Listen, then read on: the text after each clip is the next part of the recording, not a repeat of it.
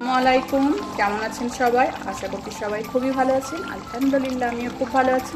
Welcome to my channel Ruma kitchen. Ruma কিচেনে আপনাদের সবাইকে অনেক অনেক স্বাগত। তাহলে আজকে আমি যে রেসিপিটা আপনার সঙ্গে শেয়ার করছি সেটা আপনারা দেখে নিন যে কীভাবে আমি তৈরি করলাম।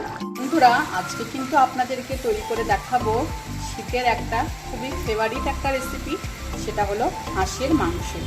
আমি কিন্তু হাঁসের মাংসটাকে লবণ আর হলুদ দিয়ে সেদ্ধ করে রেখে দিয়েছিলাম। তাহলে দেখতে থাকুন আমি কিভাবে হাঁসের মাংসটাকে রান্না করছি। কিন্তু হাঁসের মাংস খেতে খুবই টেস্টি হয়।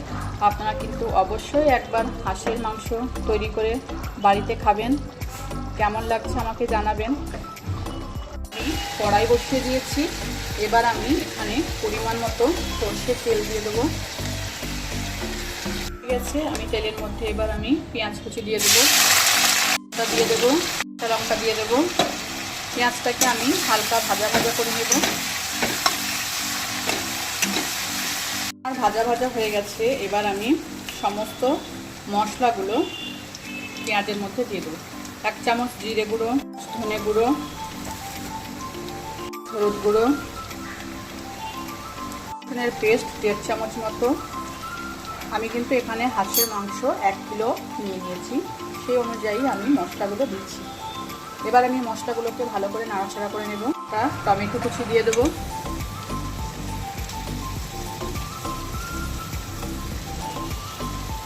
পরিমাণ মতো লবণ মিশিয়ে দেব। এবার মশলাটাকে আমি ভালোভাবে কষিয়ে নেব। আমি মিশিয়ে দেব।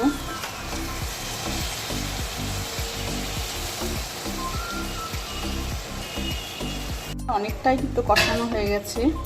এবার আমি হাঁসের মাংসগুলোকে এর মধ্যে দিয়ে দেব।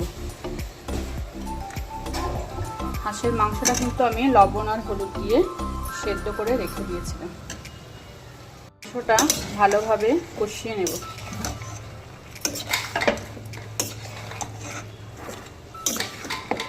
হাঁসের মাংস কিন্তু খুব ভালোভাবে কষাতে হবে, নাহলে কিন্তু একটা বাজে স্মেল আসবে। পাচ্ছেন মাংসগুলো কিন্তু আমি অনেকক্ষণ ধরে কষাচ্ছি। প্রায় মাংসটা কষানো আমার শেষের দিকে। আমি কিন্তু মাংসের মধ্যে দেখতেই পাচ্ছেন ভেজে রাখা আলু কিন্তু আমি দিয়ে দিয়েছি।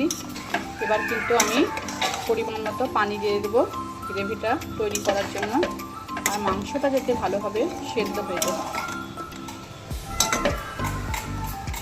পাচ্ছেন আমি কিন্তু এখানে পরিমাণ মতো পানি দিয়ে দিয়েছি মাংসটাকে সেদ্ধ করার জন্য। যতক্ষণ না মাংসটা সেদ্ধ হয় আমি ততক্ষণ রান্নাটা করে নেব। এখন আমি ঢাকা দিয়ে রেখে দেবো। রান্নাটা কিন্তু আমার হয়ে গেছে। এবার কিন্তু আমি নামিয়ে নেব। বন্ধুরা, রান্নাটা যদি আমার ভালো লেগে থাকে তাহলে অবশ্যই আমার চ্যানেলটিকে সাবস্ক্রাইব করবেন, কমেন্ট করবেন। কেমন লাগছে আমার রান্না একটা লাইক দিয়ে দেবেন। আজকে আসছি, আবার কোনোদিন নতুন রেসিপি নিয়ে আপনাদের সামনে হাজির হব। খোদা হাফেজ, সবাই ভালো থাকবেন।